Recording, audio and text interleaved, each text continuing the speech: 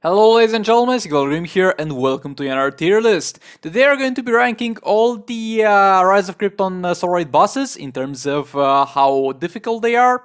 And a huge thanks to Lord Drakon for the footage that you'll see in the background of this video. Links to his channel will be in the description in the pinned comment. One of the best players in terms of Soulrite content out there. Make sure to check him out, you'll love his channel. Again, links in the description and pinned comment. And yeah, getting over explaining the tiers a little bit. As you can see, we got all the bosses there. I'm going to assign them a tier. Easy bosses are going to be bosses that literally don't have anything to differentiate them from the others. Normal bosses are bosses that are still easy to fight, but kind of have that little bit of something that might be a little bit restrictive or a little bit annoying. Hard bosses are going to be bosses that are hard to fight, but if you fight them with the right strategy, they are not going to be that hard. Very hard bosses are bosses that are going to require perfect gameplay to pull off. And then we got another category, which will be the top category, and we got the pay-to-win bosses or the dumb hard bosses. The pay-to-win bosses are going to be bosses that, if you have a specific team, that's usually hard to get. If you have that hard to get specific team, then it's going to be a very easy fight. But if not, then it's going to be the hardest fight in the world. And dumb hard bosses are going to be bosses that are going to be hard in an unfun way, to the point where it doesn't give you the vibe that if you're going to lose or if you're going to mess up, it was your fault, but it was the fault of the RNG and bad design of the game.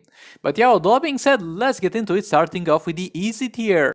So in the easy tier, we're going to have those characters over here. So yeah, Firestorm, Firestorm is going to be, I think, the only character in this tier that kind of have an additional mechanic. Other than him, all the bosses in this tier will just have stuff like increase crit damage, increase dot damage, increase this, increase that, but at the end of the day, it's going to be literally nothing that changes the gameplay when you fight against them, but they will deal a little bit more damage, which is not going to be a huge problem. But in the case of the Firestorm, I put him here, he's the only boss here that has a specific mechanic, which is the fact that he inflicts a burning on you.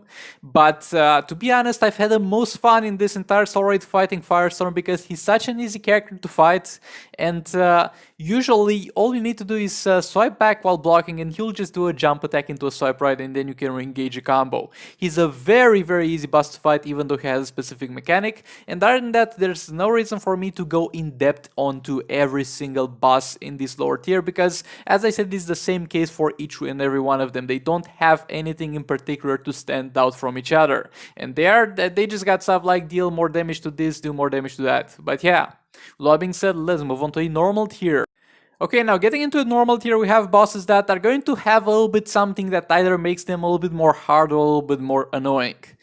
First up, we're going to have the Entangling Poison Ivy boss. Like, if you can combo interrupt, or you can lock her into an infinite combo, this is going to be the easiest fight in the world.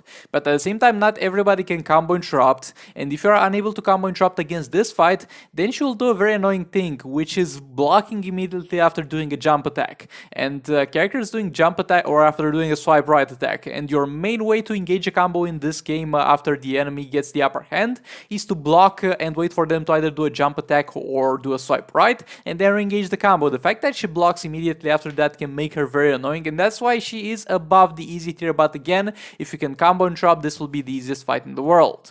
Next up, we got Grid, and Grid is abnormal because he's like immune to stuns and immune to dot damage, and also it has something to do with basic attacks inflict to him. Like, it's not going to be the level of Superman annoying, but he's going to be resistant to quite a few things, and you have to carefully pick your team when fighting him. The fight is not particularly difficult.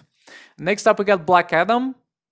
And this might be a little bit biased, like you could argue putting Black Adam into the hard tier, but when comparing Black Adam to the other bosses which are in his own tier, then he's going to be the easiest one out of them. But at the same time, while he doesn't necessarily have any specific hard to play against mechanics, he's going to have some power drains, he's going to have some attack reduction, and if you're not careful, this can mess up your entire fight. But if you're careful enough, this is not going to be that hard of a fight, but it can have some problems in there. Next I got Reverse Flash. Like, Reverse Flash is yet again not particularly hard, but he will swap stances disrupting you, so that's one more thing you have to worry about. Boss Harley, like, I wanted to put her in easy actually because she's got dot in her fight, but the dot in the right corner will be replaced at some point with heal, and that makes it very easy. But at the same time, I don't know the criteria of when it is replaced with heal or if it's an RG effect, so let's just keep her in the normal tier. Next up, we got Boss Cheetah. And if you lock her into an infinite combo, you are going to have no problems. But if you don't, then you're going to find her a little bit annoying in terms of her jumping around and her weird swipe back animations. Also, that when she enters the fight, she's got a curse running animation. I don't see that. I don't want to see that even in my darkest nightmares again. But and also the fact that she has armor pierce on her abilities, which will make your tank last a little bit less. Again, not a terribly hard fight, but a fight that can be annoying sometimes. Next up, Captain Cold. Yet again, I could have put this in the easy tier because he's so low health, he's combo interruptible, but he's going to stun you on tag, and so if a new player is going to come up against him, they might have some problems with that. But yeah, with all being said, let's move on to the hard tier.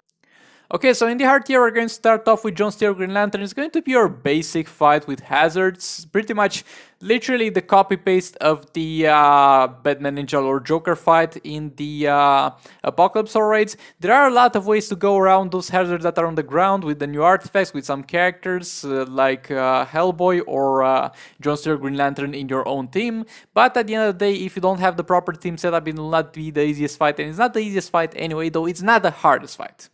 Next up, we got Gorilla Grodd, and yet again, for most people this will not be difficult because he's very low health and he'll die fast, but for a new player, it's just savage to put them up against the first big boss, and that big boss has a super shield. Next up, we got Dark Supergirl. Dark Supergirl is pretty annoying in terms of her spamming special one. Like, don't get me wrong. Don't get me wrong on this one.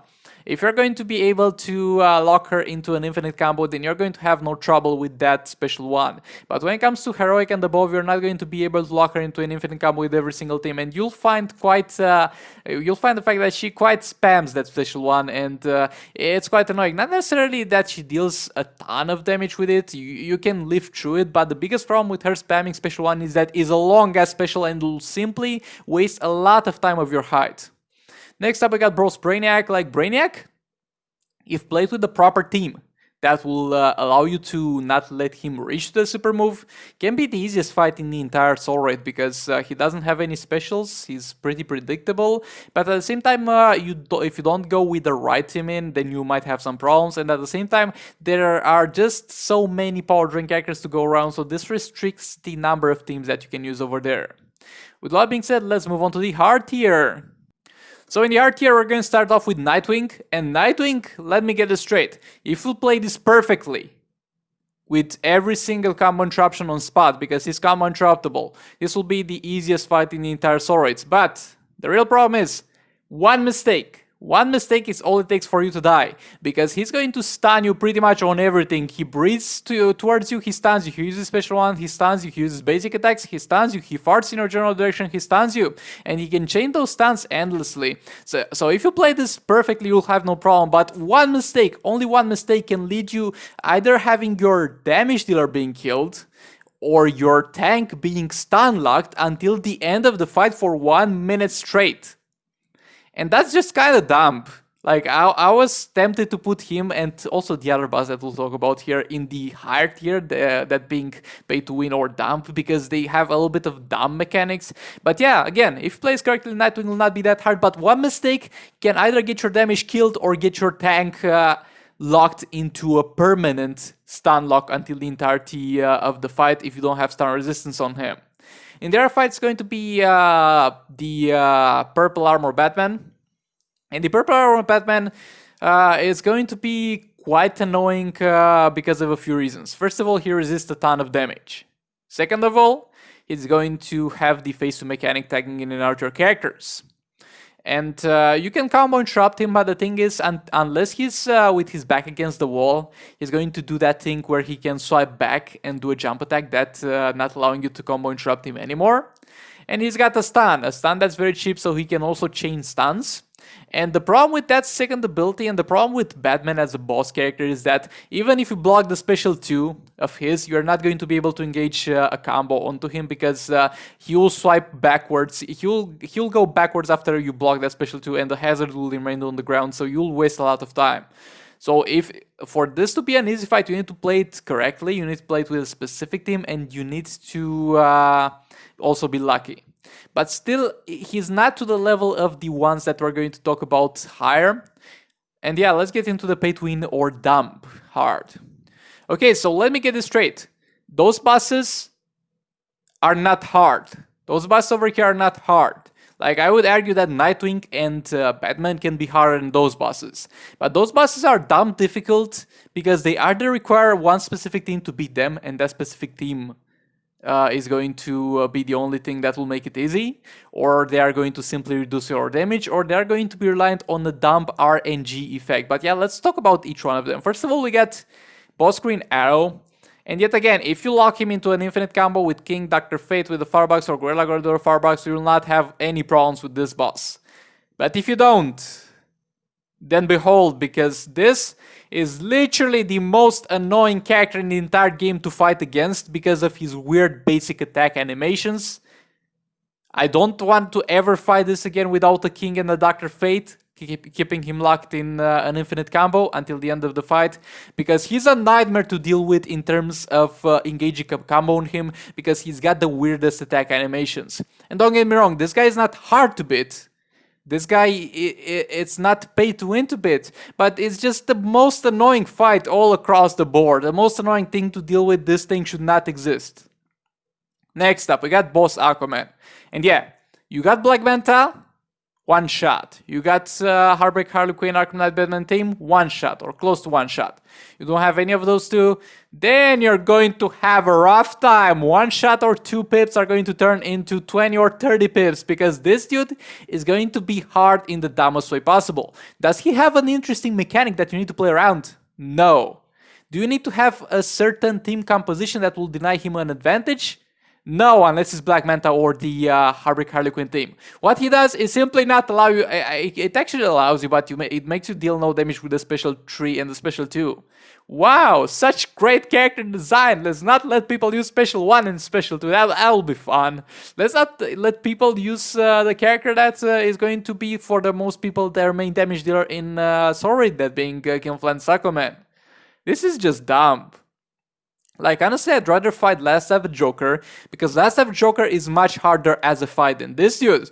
But it's hard in the terms of you need to play correctly. And when you get screwed and you deal very little amount of damage, you're going to know that it was because of you. It was because you need to get better at this fight. But when you fight this dude, you get the vibe that you play perfectly, and then you end up with a crap amount of damage, and you're like, yeah, I kinda need Black Manta and the Heartbreak Harley Quinn team here. So yeah, that's really annoying. Next up, we got Silver Banshee. Like, yeah, before the bug fix, she was just dumb hard. She was pay to win hard before the bug fix.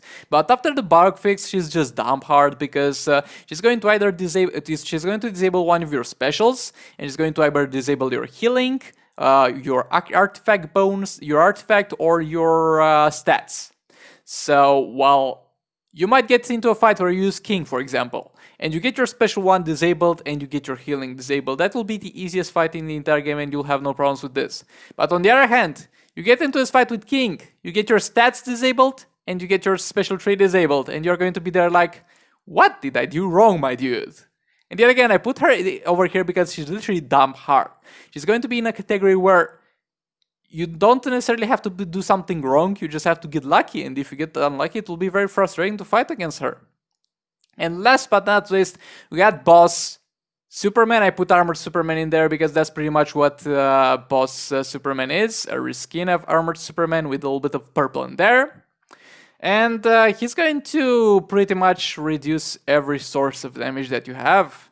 He's going to reduce dot, he's going to reduce crit, he's going to reduce, not lethal, he's not reducing lethal, but yeah, like the only mechanic of this boss is going to be reducing your damage, not reducing it by a hard mechanic to play around and wasting your time while you have to deal with whatever he throws at you in terms of interesting mechanics.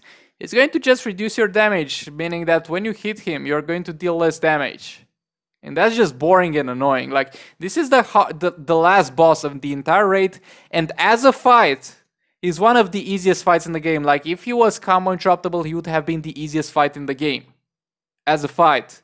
But as his mechanics go, he's dumb hard and at the same time kind of pay to win, because you'll need to throw endless pips at him because he reduces almost every single type of damage you throw at him. And it's pretty much very disappointing for last boss of a solo raid. But yeah, with that being said, this is pretty much for this list. Again, this is my personal opinion. Make sure to share down below your thoughts on this and your experience with the Rise of Krypton solo raid bosses. I'm really waiting for Apocalypse solo raids to come back because I enjoy those much more. But yeah, with that being said, yet again, thank you for watching. Check out Lord Dragon, links in the description and the pinned comment. And I'll see you all in the next one. Goodbye.